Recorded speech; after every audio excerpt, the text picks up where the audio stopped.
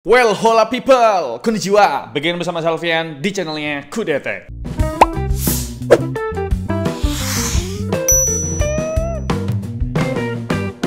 Perkembangan laptop khususnya teknologi hardware kayaknya tuh lagi bener-bener mentok, bre. Dalam artian teknologi yang ada sekarang tuh udah paling kenceng gitu. Buat ngakalin hal itu, brand-brand laptop sekarang mulai berlomba-lomba buat ngembangin ya inovasi di luar spesifikasi. Yang paling umum tentunya ya mengentengkan atau meringankan dan juga menipisin atau dibikin tipis gitu lah ya. Tapi nggak expect juga sih ya kalau ternyata Asus jual laptop seenteng 899 gram ini cuma 14 jutaan. Dan ini adalah ZenBook ya kan, bukan VivoBook. Bobot segini bikin ZenBook A14 jadi laptop Copilot Plus PC terenteng sedunia akhirat. Tapi saat video ini dibuat ya, nggak tahu ntar kedepannya gimana gitu. Nah, kalau seenteng ini kita nggak perlu ngorbanin barang lain karena khawatir tasnya keberatan. Laptop ini nggak cuma enteng doang, bodinya juga bener-bener super tipis pak ya, cuma di 13,4 mm, nggak sampai 1,5 cm tuh. Kalau dibandingin sama kamus bahasa Inggrismu yang miliaran itu, ya udah jelas ini tipis banget gitu. Kenapa bisa seenteng ini? Karena materialnya bukan lagi pakai polikarbonat ataupun full metal. Ini tuh pakai material eksklusif yang baru ditemukan dan belum diproduksi secara massal, yaitu sebutannya seraluminum, yang merupakan campuran keramik dan aluminium, bre. Jadi walaupun enteng, durabilitas laptop ini tetap terjamin. Bahkan udah lolos sertifikasi military grade MIL STD 810H. Material seraluminum ini juga kasih kesan baru saat kita bersentuhan dengan tangan. Feel permukaannya tuh bukan yang licin kayak metal, tapi sedikit agak keset kayak keramik di lantai kita gitu ya. Di lantai rumah kita,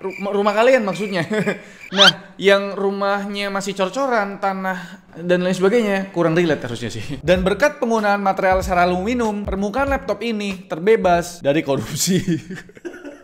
Permukaan laptop ini terbebas dari berkas noda dan lebih tahan goresan. Kayak misalkan keramik pada umumnya lah gitu. Cuma ya jangan disengaja juga digores pakai cutter atau pakai benda tajam lainnya gitu ya. Desainnya sendiri tampil lebih minimalis dibandingkan line up ZenBook lainnya. Nggak ada lagi siluet huruf A yang udah jadi trademarknya ZenBook selama bertahun-tahun, bre. Palingan siluet A ini bisa kalian lihat di pojok kanan atas keyboard. Kalau ini jadi tombol power bakalan keren banget dah. BTW bre, feel typing di keyboardnya ini juga makin enteng loh. Secara teknis buat ngetik lama-lama nggak bakal cepet capek deh. Feel touchpadnya juga nggak kalah unik. Di ujung jari itu ya berasa lebih lembut, bre. Soal spesifikasi, walaupun namanya ZenBook A14, laptop ini bukan pakai prosesor AMD, bre, tapi pakai kubu merah sebelah, yaitu Qualcomm Snapdragon X. Ini kali pertamanya Kudete nge-review laptop dengan prosesor dari Snapdragon. Harusnya ya yang sekarang ini jauh lebih stabil dan kompatibilitasnya makin luas ketimbang setahun yang lalu, bre. Wajar aja, anak baru perlu sungkem dulu sama developer aplikasi dan game ya kan. Gambaran performa prosesor 8 core 8 thread ini kalau dari angka Cinebench R15 sih setara sama Core 7 150U atau Ryzen 5 5625U. Performa iGPU Adreno X-nya juga nggak kalah jauh beda sama iGPU di Ryzen 5 5625U. Tapi nih ketinggalan 25% dari iGPU-nya si Core 7 150U. Takut kebalik ya dari Core 7. Tentu ya buat ngerender 3D masih belum sanggup, bre. Tapi buat editing video udah cukup oke lah. Dan pastinya udah support aplikasi editing macam Premiere Pro. Dan nggak perlu tanya lagi gitu. Di sini kita tesnya editing video di aplikasi Premiere Pro 2025. Kalau buat video 4K jelas keteteran. Kita preview setnya 1/8 aja masih nge-lag, bre. Jadi ya better buat ngedit video 1080p aja lah. Preview di set full begini masih smooth dan lancar. Tapi emang buat render time-nya masih agak loyo kalau dibandingkan GPU-nya dari Intel ataupun AMD. Kita render pakai format H264, video durasinya 1 menit itu butuh waktu render 1 menit 11 detik. Mungkin seiring waktu bakal ada update firmware biar Premiere Pro-nya di laptop Snapdragon ini makin optimal. Dan perlu diingat lagi, bre, Snapdragon X ini adalah lini basicnya dari prosesor Qualcomm Snapdragon X Series ya. Dan ini gambaran gaming testnya. Kita coba 2 game aja. Pertama Dota 2 di 1080p dengan preset rata kiri pastinya. Rata-rata FPS yang didapat itu sekitar 55 fps, tapi pas lagi war scene-nya yang agak rame bisa turun sampai ke 38 fps, bre. Dan game kedua kita coba tes CS2, tapi di resolusi HD+ di grafik very low dan FSR-nya balance. Rata-rata FPS-nya rendah sih, bre. Cuma dapat di 25 fps. Tapi wajar aja karena memang ini adalah pendatang baru. Intel aja butuh bertahun-tahun buat lawan iGPU-nya si AMD. Sedangkan Snapdragon ini baru banget 1 tahun yang lalu umurnya. Ya tunggu aja lah updatean selanjutnya perihal performa GPU-nya Snapdragon ini, bre. Kalian tahu di HP kan kenceng tuh GPU-nya Snapdragon. Yang pasti keunggulan dari prosesor ini ada di NPU-nya, yaitu Qualcomm Hexagon dengan kemampuan up to 45 TOPS yang bakal smooth banget jalanin aplikasi AI yang udah common, semacam Copilot Plus, Windows Studio Effect, dan aplikasi eksklusifnya Asus yaitu StoryCube yang fungsi utamanya adalah mengelola foto, video, dan audio dari berbagai perangkat dan platform cloud dengan mudah, bre. Kalau gambaran performanya berdasarkan pengujian AI Compute Vision benchmark di aplikasi Procyon, hasilnya dapat skor di 1718 poin. Tapi maaf banget, bre, di sini kita belum ada data pembanding buat performa NPU dari prosesor Snapdragon lainnya. Nextnya bakal sering nih kita review laptop yang pakai prosesor Snapdragon dah gitu. Spesifikasi lengkapnya, laptop ini punya RAM atau memori yang super kenceng, up to 8448 MB transfer per second, dan kapasitasnya itu 16 GB. Tapi karena tipenya adalah LPDDR5X, maka tidak bisa di-upgrade. Begitupun buat storage atau penyimpanannya. SSD generasi keempat ini kapasitasnya itu 512 GB. Ini udah cukup kenceng sebenarnya. Tapi kalau kalian kekurangan storage, solusinya ya cuma ganti ke kapasitas yang lebih tinggi. Oh iya, hampir ketinggalan. Cooling sistemnya gimana nih? Ternyata proper loh, bre. Buat kelasan laptop yang bobotnya cuma 899 gram ini, bre. Di dalam laptop ini ada 2 buah kipas dengan 1 buah heat pipe. Tapi anehnya, satu kipas yang di bagian kiri ini nggak nyambung sama heat pipe-nya. Jadi kayaknya satu kipas ini tuh tugasnya ya buat bantu buang panas aja atau buat airflow lebih baik gitu. Ya, gambaran suhu permukaannya kita rekam pas lagi render video, suhu panasnya ada di area tengah tapi masih bisa ditoleransi. Hotspotnya sekitar 42 derajat Celcius aja, bre. Area lain sih aman aja kok. Sedikit kita ngomongin soal layar dan percolokan. Kayaknya 2 poin ini yang jadi kompensasi keentengan laptop ini ya, yang bobotnya cuma 899 gram ini. Layarnya tuh bukan seperti ZenBook lain yang pakai layar OLED. Di sini ternyata masih pakai panel IPS 14 inci dengan resolusi Full HD di 60 Hz refresh rate, dan engselnya pun nggak bisa dibuka 180 derajat. Ya cuma segini nih. Tapi walaupun panelnya IPS, data colornya masih bagus kok. Bukan panel IPS yang abal-abal. 100% sRGB loh. Angka brightness-nya juga super redup di 7 nits dan cukup terang up to 340 nits dengan rata-rata akurasi di 1,67 delta E. Jadi buatku pribadi, panel IPS di laptop ini sih udah top tier lah ya IPS-nya. Tapi kalau kita ngelihat port, emang sih ya HDMI-nya tuh ukurannya udah full size. Tapi port USB-nya itu loh, cuma ada 2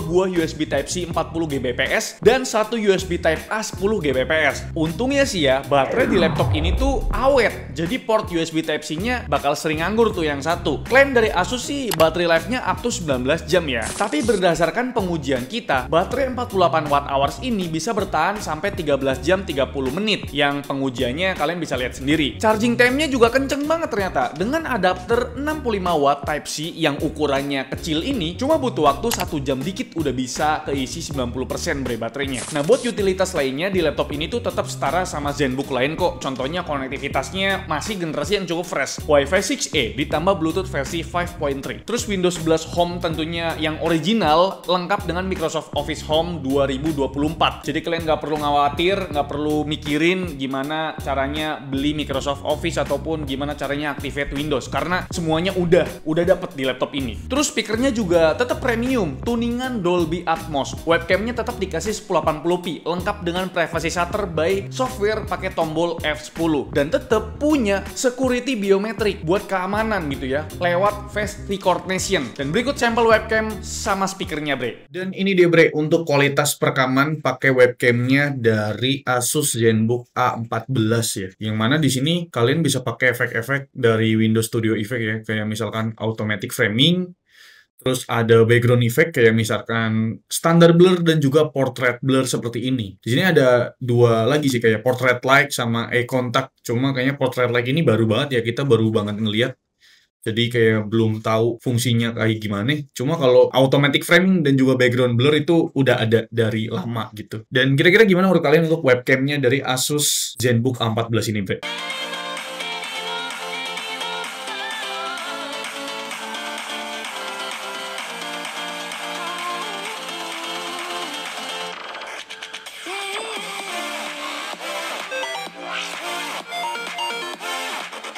Jadi itu dia, bre, untuk ulasan atau review dari kami mengenai laptop terbarunya, laptop terentengnya, seteringannya dari Asus, yaitu Asus ZenBook A14. Kita masuk ke kesimpulan. Asus ZenBook A14 ini, laptop Copilot Plus PC terenteng di dunia ini, cukup menarik buat kalian pertimbangkan, bre. Dengan harga 14 jutaan, ini terbilang murah buat kelasan ZenBook. Ingat, ZenBook ini seri premiumnya dari Asus, seri Ultrabook premiumnya dari Asus lah. Kalian tuh udah dapet laptop seenteng seringan ini, cuma 899 gram. Ini aku angkat kayak gini aja nggak capek lah, ya kan, sepanjang video ini dimulai, ya kan. Terus ini juga tipis banget, cuma 13,4 mm.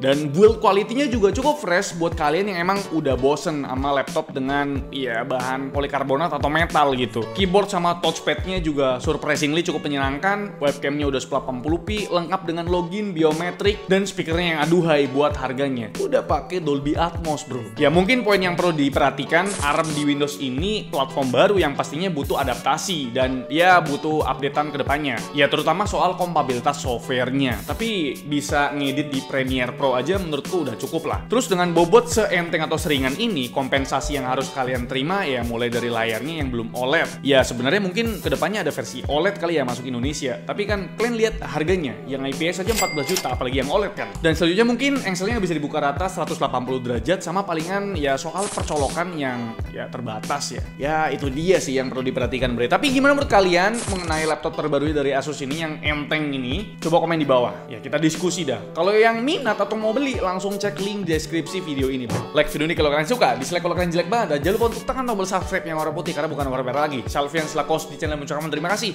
Sampai jumpa di video selanjutnya. Bye bye.